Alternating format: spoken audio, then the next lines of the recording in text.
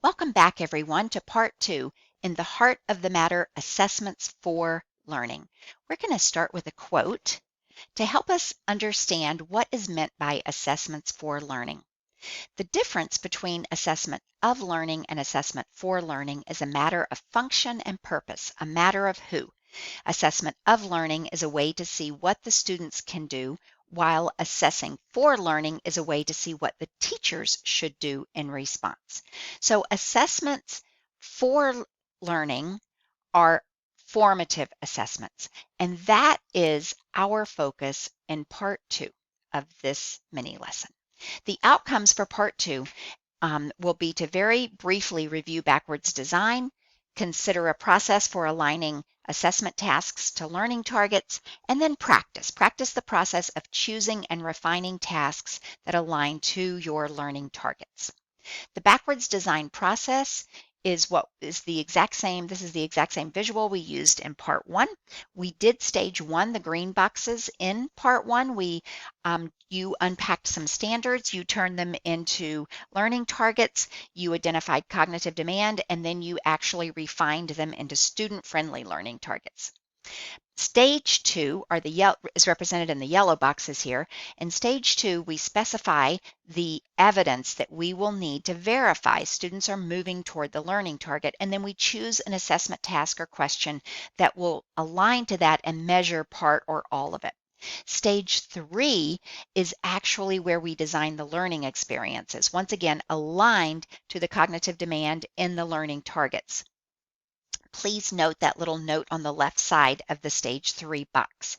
Designing the lessons or the learning experiences is the last step in backwards design, although where we often begin the planning. So in part 1, as we said before, you identified your components of your standards. You constructed learning targets. Based on those components, you determined the level of cognitive demand and you refined them into student-friendly learning targets. That was once again stage 1, and now we're going to work on stage 2. To work on stage 2, we are going to go back and use one of the examples from part 1, which was the literacy example. Our standard and components are identified here and color-coded just like they were in part 1. The standard is write narratives to develop real or imagined experiences or events using effective technique, descriptive details, and clear event sequences. By establishing a situation and introducing a narrator, using dialogue, using temporal words, and providing a sense of closure. And the standard is color-coded, purple being content, they need to know and recognize narrative writing. Green is the process, use effective technique, descriptive details, and clear sequence of events. And the level of performance is to include all of those pieces in red. A situation and narrator, actually establish a situation and introduce a narrator. Include dialogue with descriptions of actions, thoughts, and feelings. Use temporal words to signal event order and provide closure. So what I've done here is I have taken the actual components of the standard, turned them into student-friendly learning targets, and then identified some criteria for success. So for I Can Write Narratives, I said the criteria for success would be the student writing actually tells a story or a sequence of events in story-like form.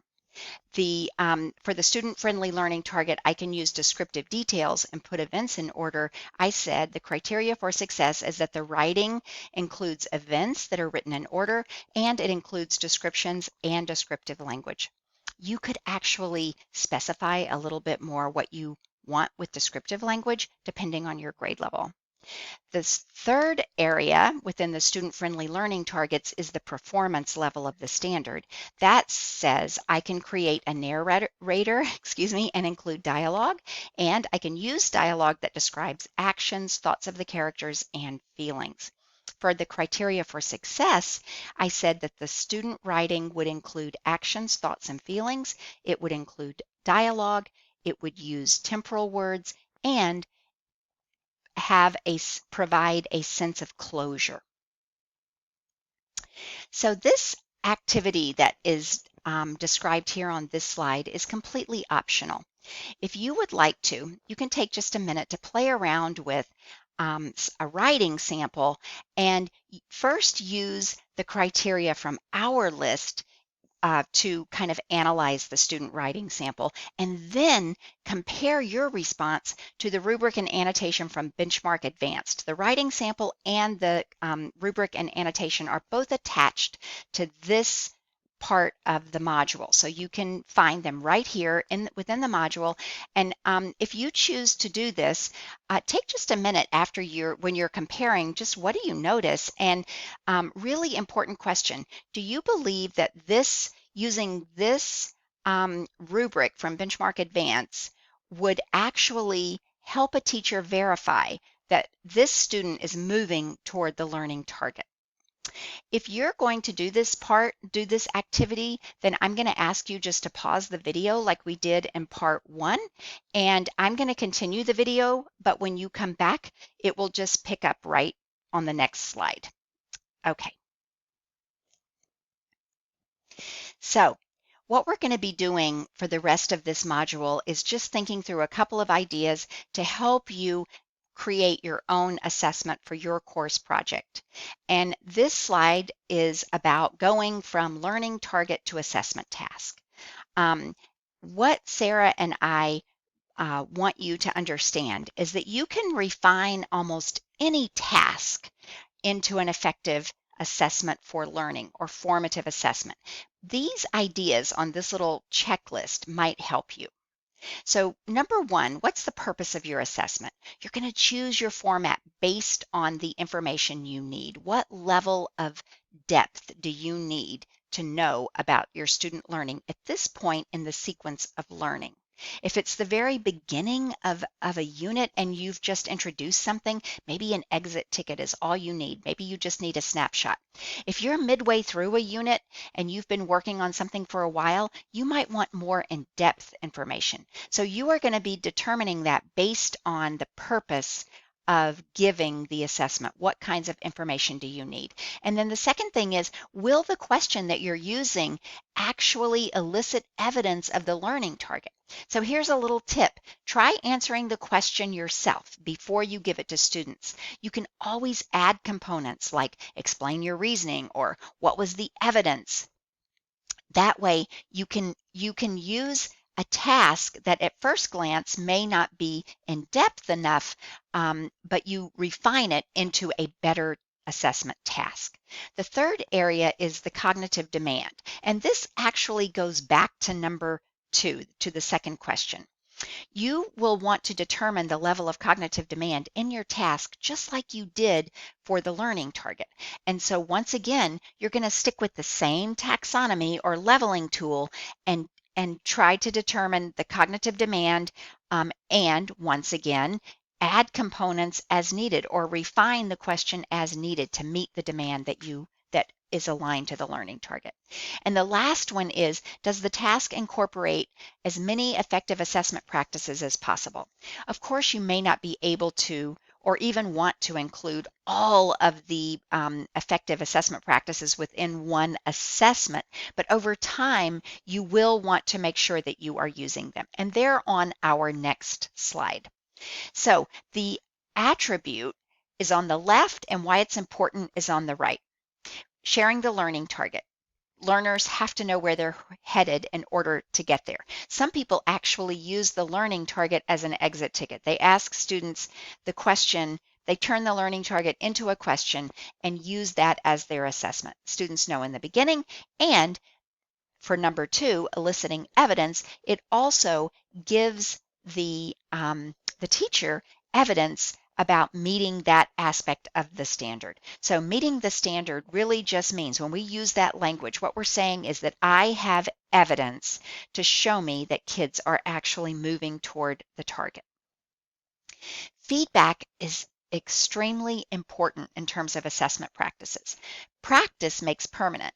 Feedback is what allows all of us as learners to adjust toward the target. Self-assessment allows learners to see their own growth and set goals. This is directly connected to the motivational framework. This actually builds relevance. It can create more meaningful um, learning experiences for students. It definitely fits in the engendering competence category of learners seeing their own growth, and setting goals actually can help students take on more challenge.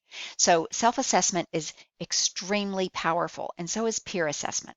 When we allow students to do peer assessment, they are actually deepening their own understanding of the learning target as they look for criteria and assess and evaluate other students' work with that same learning target. So the last slide here before we move to our try it is just some ideas for reflection strategies, ways to collect evidence. These are all familiar, but I just want to point out that the ideas on this slide have two purposes. They provide evidence of student thinking and learning, and they actually support student retention of what they've learned. So if you have questions about these, there's an article that actually there's lots of articles in this module, and you can do some reading about them or ask me because I have a lot of information about all of these. So also these can all be done digitally. You can use a digital platform to do each one of these reflection strategies. Okay, so to bring closure here, it's time for the you try it part. What we're going to ask you to do here is go back to your Google Doc with your learning targets and your cognitive demand, all those different pieces that you've already done in part 1 of the mini lesson. And now we want you to identify the criteria for success for each one of your learning targets. Some of them might be similar or tend to overlap or repeat. You're welcome to combine things as needed, but you will want to pay attention to the level of cognitive demand. That is what will determine if you can actually combine or eliminate any of your learning targets in terms of an assessment tool. Then we want you to choose or create an assessment task or question.